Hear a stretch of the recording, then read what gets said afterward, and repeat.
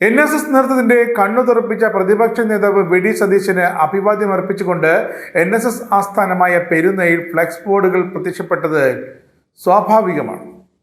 VD. സതീശന്റെ സംയമനത്തോടുകൂടിയുള്ള നിയന്ത്രണം കൈവിടാതെയുള്ള നിഷ്പക്ഷ നിലപാടിന് നായർ സമുദായാംഗങ്ങൾ നൽകിയ അഭിനന്ദനം എന്ന് വേണമെങ്കിലും പറയാം. വർഗീയതയ്ക്കെതിരെ സന്ധിയില്ലാത്ത പോരാട്ടം നടത്തുന്ന വി.ഡി. സതീശന് അഭിവാദ്യങ്ങൾ എന്നാണ് ഈ ബോർഡുകളിൽ നിറയെ എഴുതി പിടിപ്പിച്ചിരിക്കുന്നത്.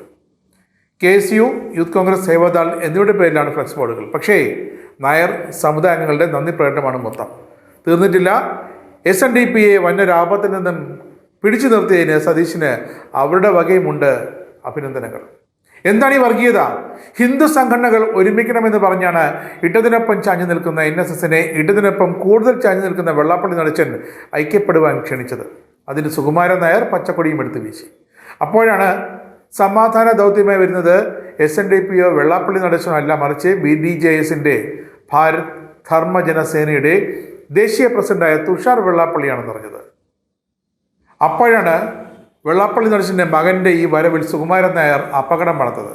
ഈ കാർ നേരെ AKG സെന്ററിലേക്കല്ല പോകുക, മാരാർജി ഭവനിലേക്കാണെന്ന് അപ്പോഴാണ് മനസ്സിലായത്. എന്നാൽ വെള്ളാപ്പള്ളിയുടെ കാർ നേരെ AKG സെന്റർ ലക്ഷ്യമിട്ട് ഓടിക്കൊണ്ടിരിക്കുകയാണെന്നും വെള്ളാപ്പള്ളിയുടെ ലക്ഷ്യം CPMനോട് ഇഞ്ചോടിഞ്ചടുക്കുന്ന തങ്ങളുടെ മുന്നിൽ നിന്നും NSSനെ വഴിതിരിച്ചു വിടുക എന്നതാണെന്നും കഴിഞ്ഞ ദിവസം ചേർന്ന NSS ഡാഡ് ബോർഡ് യോഗം വ്യക്തമായി സുകുമാരൻ നായർക്ക് പറഞ്ഞ് മനസ്സിലാക്കി കൊടുത്തു. അതോടെയാണ് മിഷൻ ഐക്യപ്പെടൽ സുകുമാരൻ നായർ അവസാനിപ്പിച്ചത്. തുഷാറിനോട് ഇങ്ങോട്ട് വരേണ്ടെന്ന് ഒരു സന്ദേശം നൽകി ചാപ്റ്റർ ക്ലോസ് ചെയ്തു. NSS ഡാഡ് ബോർഡ് യോഗത്തിൽ ഐക്യ നീക്കത്തിനെതിരെ കടുത്ത നിലപാടാണ് പ്രതിനിധികൾ ഉയർത്തിയത്. ആകെയുള്ള 28 ഡാഡ് ബോർഡ് അംഗങ്ങളിൽ 25 പേരും ആ ഐക്യത്തെ ശക്തമായി എതിർത്തു. പിന്നെ സുകുമാരൻ നായറും ബാക്കി 3 പേരും. സംവരണവുമായി ബന്ധപ്പെട്ട കാര്യങ്ങളിൽ ഐക്യമുണ്ടാകുന്നത് NSSന് വലിയ രീതിയിലുള്ള തിരിച്ചടിയുണ്ടാകുമെന്നും അത് സംഘടനയ്ക്ക് ദോഷകരമാകുമെന്നും ഭൂരിഭാഗം അംഗങ്ങളും നിലപാടെടുത്തു.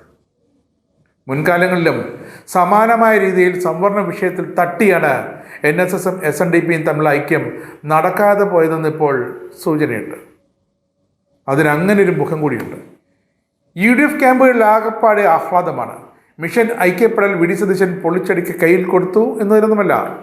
ഒരിക്കലും സമുദായ സംഘടനകളുടെ വിഷയങ്ങളിൽ അവരുടെ നീക്കങ്ങളിൽ ഇടപെടില്ലെന്ന് സതീശൻ നേരത്തെ വാക്കുകൊടുത്താണ്.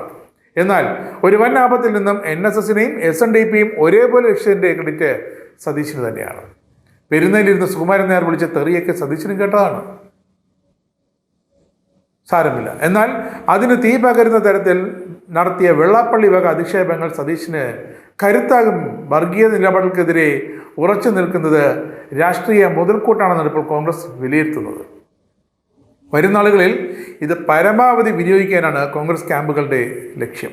വി.ഡി. സതീശൻ കോൺഗ്രസ്സുകാർ വെറുതെ ഊതി വീർപ്പിച്ച ഒരാളാണെന്നും അദ്ദേഹം വലിയ ഭീഷണിയൊന്നുമല്ലെന്നുമൊക്കെയാണ് 2 ദിവസം മുമ്പ് സുകുമാരൻ നായർ തട്ടിവിട്ടത്. അതിനിടയിലാണ് NSS SNDP ഐക്യം നീക്കാൻ കഴിഞ്ഞ ദിവസം പാളിയത്.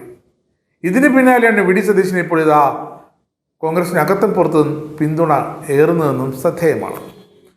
സമുദായ നേതാക്കളുടെ വിമർശനങ്ങൾക്ക് രാഷ്ട്രീയമായ മറുപടി നൽകുക എന്നതാണ് ഇപ്പോഴത്തെ കോൺഗ്രസിൻ്റെ സ്ട്രാറ്റജി എന്നുകൂടി വ്യക്തമായിട്ടുണ്ട്.